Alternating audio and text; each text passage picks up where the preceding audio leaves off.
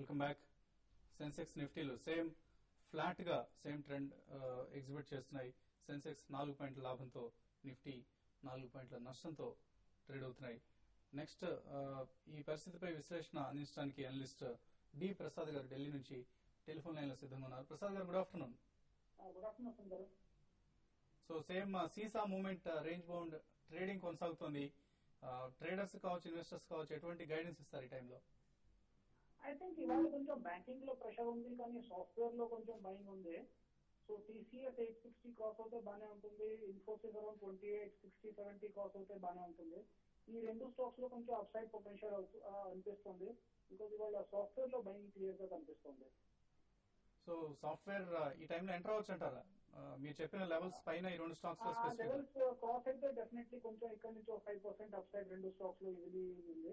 Around TCS around 900 level cross అవ్వచ్చు, 860 level మీద trade అవుతాయి. 2870 ఇన్ఫోసిస్ క్రాస్ అవుతాయి, 2925 వరకు, 2940 వరకు ఇన్ఫోసిస్ వెళ్ళగలదు. ఈ రెండు స్టాక్స్ లో మొమెంటం కనిపిస్తుంది. అంటే ఓవరాల్ గా కంపెనీల ఎర్నింగ్స్ కంటే కూడా కాగ్నిజెంట్ ఎర్నింగ్స్ వీటికి ఎక్కువ ఇన్స్పిరేషన్ గా కనిపిస్తుంది. ప్రసాద్ గారు, క్లియర్ గా డెఫినెట్లీ అదొక ఫ్యాక్టర్ క్లియర్ గా కనిపిస్తుంది. కానీ ఇంకొక రీజన్ ఏంటంటే కొంచెం ఈ సాఫ్ట్వేర్ స్టాక్స్ ఇంకా డొమెస్టిక్ ఆర్డర్స్ కూడా చాలా వస్తున్నాయి, గవర్నమెంట్ నుంచి చాలా ఆర్డర్స్ వస్తున్నాయి. సో ఈ ఉత్తి గ్లోబల్ ఆర్డర్స్ కాకుండా డొమెస్టిక్ ప్లే కూడా చాలా నెక్స్ట్ 2-3 ఇయర్స్ లో సాఫ్ట్వేర్ మేజర్ డొమెస్టిక్ ఆర్డర్స్ కూడా చాలా వస్తాయి. ఓకే అండి. అలాగే ప్రసాద్, బ్యాంకింగ్ స్పేస్ ఎలా కనిపిస్తుంది? పిఎస్యూ బ్యాంకింగ్ మీద చాలా ఫ్యాన్సీ క్రేజ్ కనిపిస్తుంది. మీరు ప్రైవేట్ సెక్టర్ బ్యాంక్ ని సెలెక్ట్ చేసినట్టు కనిపిస్తుంది ఇవాళ. ఐ థింక్ పిఎస్యూ బ్యాంకింగ్ లో కొంచెం కరెక్షన్ రావచ్చు, బికాజ్ చాలా స్ట్రాంగ్ రన్అప్ అయింది 4-5 days లో.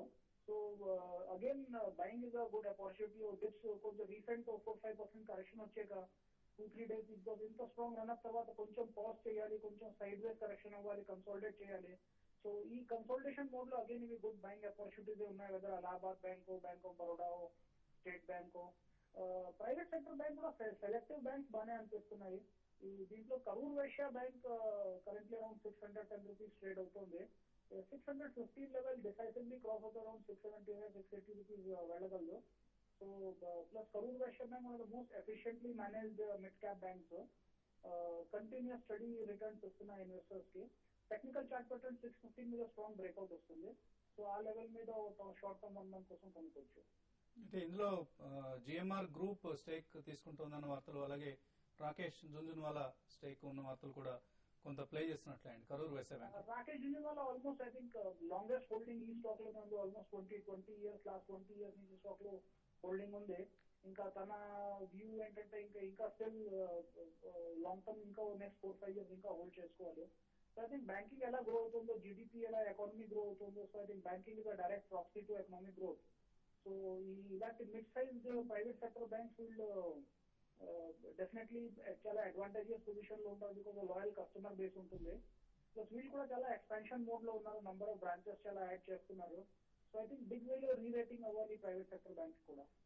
ఓకే అండి, థ్యాంక్ యూ ప్రసాద్ గారు. So Karur Vysya bank next 1 month కి 10% ప్రాఫిట్ కావాలనుకుంటే ఇందులో ఇన్వెస్ట్ చేయొచ్చు అని ఆయన రికమెండ్ చేస్తున్నారు. అలాగే నెక్స్ట్ కాలర్ లైన్ లో ఉన్నారు. హలో, యా చెప్పండి, ఎక్కడి నుంచి మాట్లాడుతున్నారండి? తెనాలి. పేరండి?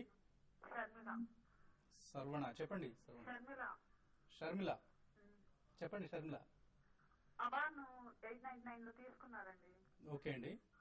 ఇప్పుడు అది ఉంచవచ్చా, తీసేయచ్చా? అంటే షార్ట్ టర్మ్ కోసం తీసుకున్నారండి? Short term. Okay, short term కి అయితే హోల్డ్ చేయండి, బట్ ఆన్ డౌన్ సైడ్ మాత్రం స్టాప్ లాస్ అరౌండ్ 880-860 మధ్యలో ఉండాలండి. ఎందుకంటే ఇది చాలా వొలటైల్ షేర్ కాబట్టి మీకు వైడ్ మూవ్మెంట్ ఉంటుంది. అప్ సైడ్ మాత్రం రియల్ స్ట్రెంత్ స్టాక్ కి 910 పైన క్లోజింగ్ వస్తే వస్తుంది అనమాట. వన్స్ 910 క్రాస్ అయితే కనుక మీరు ట్రైలింగ్ స్టాప్ లాస్ పెట్టుకుని పొజిషన్ హోల్డ్ చేయండి. Maybe with in 1 month or 2 months stock definitely తిరిగి 1000 క్రాస్ అవుతుందని చెప్పేసి అనుకుంటున్నాను. ఓకే అండి, అబాన్ ఆఫ్ షోర్ సంబంధించిన గైడెన్స్ అది. అలాగే కుమార్ భీమవరం నుంచి లైన్ ఉన్నారు. కుమార్ గారు, హలో. చెప్పండి కుమార్ గారు. నమస్తే సార్. నమస్తే అండి. కుటుంబరావు గారు నమస్తే అండి. నమస్కారం. సార్ పుంజులైడ్ 133.50 బై చేశాం సార్. ఇప్పుడు ప్రెసెంట్ రేట్ లో ఏమన్నా యావరేజ్ చేయొచ్చు అంటారా, లేకపోతే ఎగ్జిట్ అయిపోమంటారా? ప్రెసిల్ సిమెంట్ ఈ ప్రైస్ లో బై చేయొచ్చా? ఓకే అండి. ప్రిజమ్ అప్పుడే అండి, కాస్త వెయిట్ చేయండి. అనదర్ 5 to 10% డిక్లైన్ వచ్చిన తర్వాతే బై చేయండి. పుంజులాయిడ్ మాత్రం మీరు అబ్జర్వ్ చేస్తుంటే లాస్ట్ టైం రిజల్ట్స్ లాస్ట్ చూపించినప్పుడు కూడా 117 బాటమ్ అనమాట.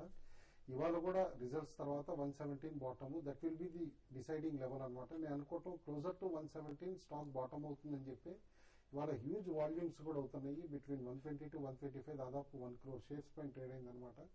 కాబట్టి ఇవాళ at the end of the day 122, 123 levels and above close అయితే కనుక వర్స్ట్ అయిపోయిందని చెప్పేసి అని అనుకుంటున్నా స్టాక్ కి.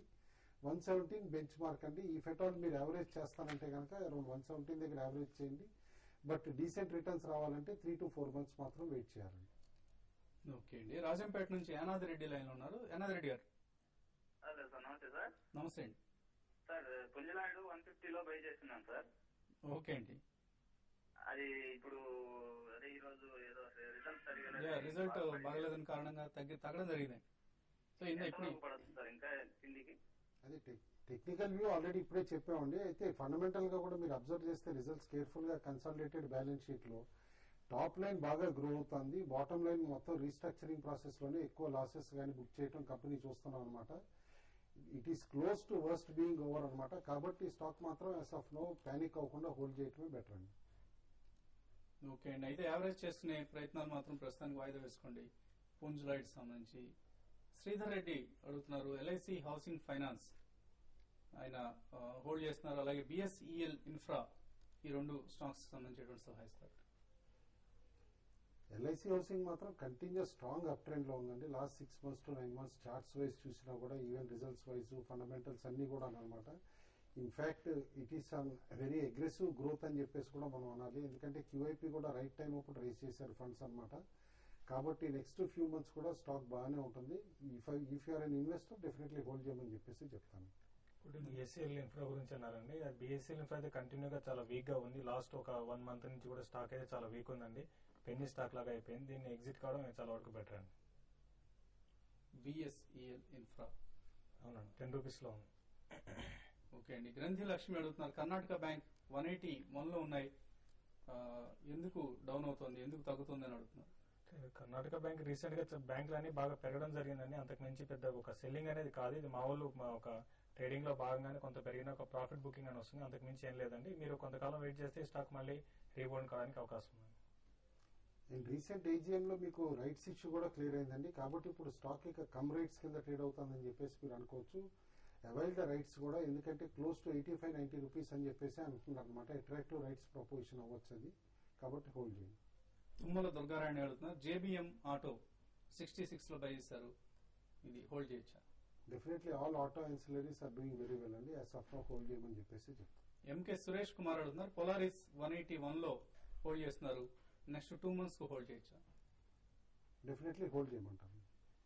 ఓకే అండి. సో ఐటీ సెక్టర్ లో ఏం జరుగుతుందో మీరు గమనిస్తున్నారు. డెఫినెట్ గా పొలారిస్ ను హోల్డ్ చేయండి. దుర్గా ప్రసాద్ రావు కుప్పిలి 1814 లో ఎల్ఎన్టీ ఇంట్రాడే కోసం తీస్తున్నారు, ట్రేడింగ్ లెవెల్స్ చెప్పండి.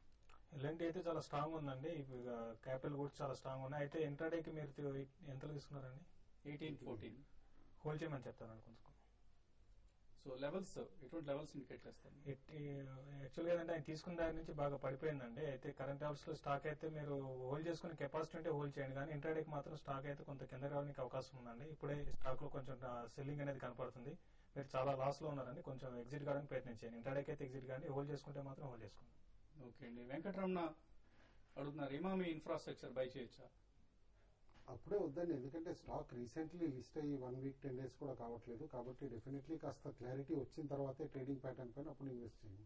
పేరు అట్రాక్టివ్ గా కనిపిస్తుందని ఎక్కువ మంది ఇమామి ఇన్ఫ్రా మీద ఇంట్రెస్ట్ చూపిస్తున్నారండి. ఇది FMCG plus infra play type లో కనిపిస్తుంది పేరు చూస్తే. బట్ కంపెనీ సంబంధించిన మరింత స్పష్టత వచ్చే వరకు వెయిట్ చేయండి. శేఖర్ వరంగల్ నుంచి. పోచిరాజు ఎఫ్ఎస్ఎల్ జామెట్రిక్, ఇవి కరెంట్ లెవెల్స్ లో ఎంటర్ అవ్వచ్చా?